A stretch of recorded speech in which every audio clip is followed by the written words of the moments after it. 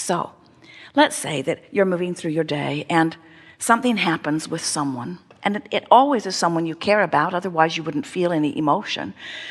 Someone you don't know calls you on the telephone and says, hello, you don't know me, I'm just calling to tell you I will never call you again.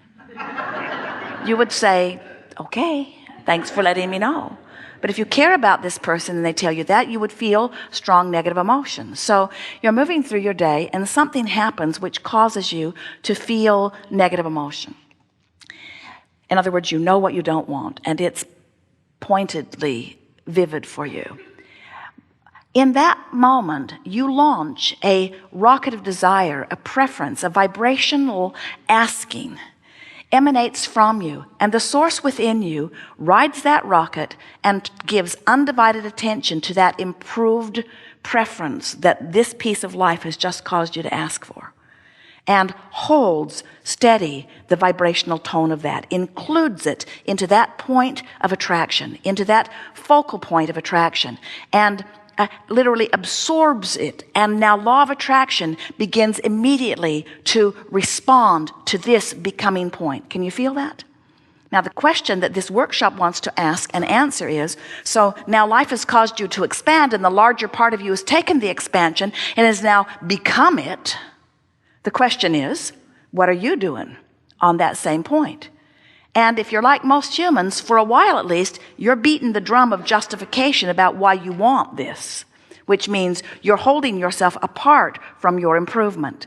And the negative emotion that you feel is your indicator that you're holding yourself apart from the improvement. That really is the only thing that we want to express to you in a way that you can really feel it. If you can get it, that every negative emotion you feel means the same thing every single time. It means life has caused you to expand to another point, and you're not letting yourself go right now because you're holding to something that's keeping you from going there. You're resisting your own evolution. And we want you to understand that nothing ever upsets you or makes you unhappy than that. We know it feels like it's somebody else's fault, but it isn't somebody else's fault, because nobody else can get inside of you and perceive. Nobody else can hold the tone of your vibration. Of course you can be influenced to a vibration, and we don't blame you a bit for being upset if somebody influences you to a vibration that doesn't feel good. But you're in charge of your vibration, and when you get that, you will finally, maybe for the first time ever, but once and for all, be free.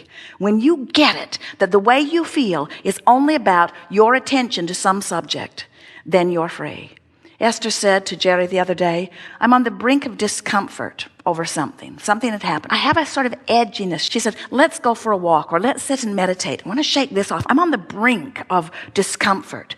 And then she laughed and said, I want to be on the brink of appreciation. That's the brink I want to be on. I know I can't hold myself in off-the-wall appreciation and enthusiasm forevermore, but I can sure hang around in the vicinity of appreciation. I'm going to reach for thoughts that hold me on the brink of appreciation so that in any moment I could just slip right over into appreciation. I don't want to be on the brink of a nervous breakdown. I'm on the brink. I'm on the brink of a nervous breakdown, and you are probably going to be the one that puts me over the edge. We want you to be on the brink of appreciation, and you are probably going to be the one that puts me over the edge. And when you get hanging around on that brink of appreciation, all kinds of wonderful things happen. Esther is in the ladies' room at a restaurant, and she hears in the room next door a mother and a child talking with one another. And the mother is saying, oh, honey, apparently there had been a wetting of the clothes accident. And mother said, oh, honey, it's not your fault. I should have brought you when you first told me that you needed to go.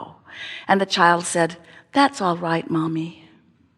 And Esther thought, ooh, I must have been hanging out on the brink of appreciation, because here I got to hear this loving exchange between mother and child. In other words, when you're on the brink of appreciation, it's like living in a sort of Disney movie, and the bird swoops in just at the right time, and the little bunny comes up and wiggles its nose at you, and you look out the window of your office and the squirrel is twitching its tail.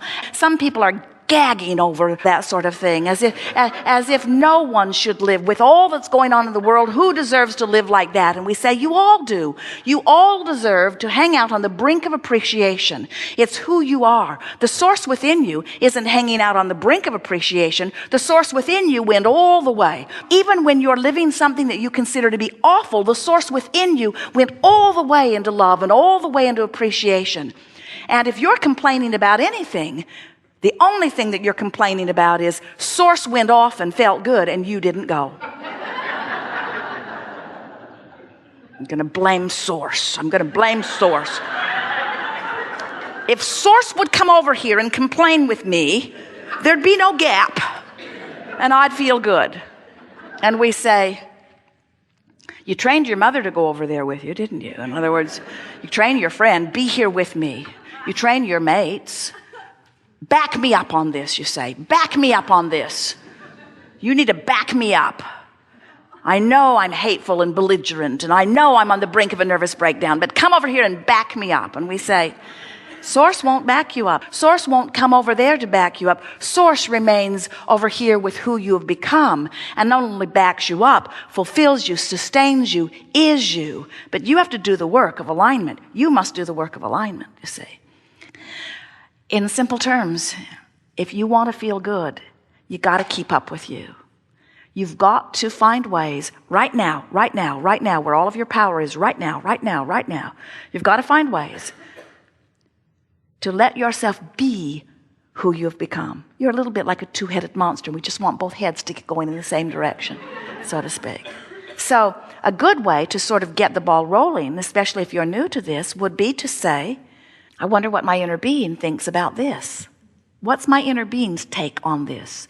And your emotions are telling you that. If you've got a big knot in your stomach, it's telling you that the source within you is looking at this very differently than you are. And the way you're looking at it has caused separation is too strong a word, but it will do. Separation from who you are. If you feel joy, and you ask that question, I wonder what source would, you know how when you ripple with that feeling of love or understanding, and you say, I wonder what my inner being thinks about this. You just thought what your inner being thinks about this. That's why you're rippling. That's why you're bubbling. That's why you're filled with that feeling of well-being. But when you feel ornery, you're somewhere that your inner being isn't. It's just as simple as that.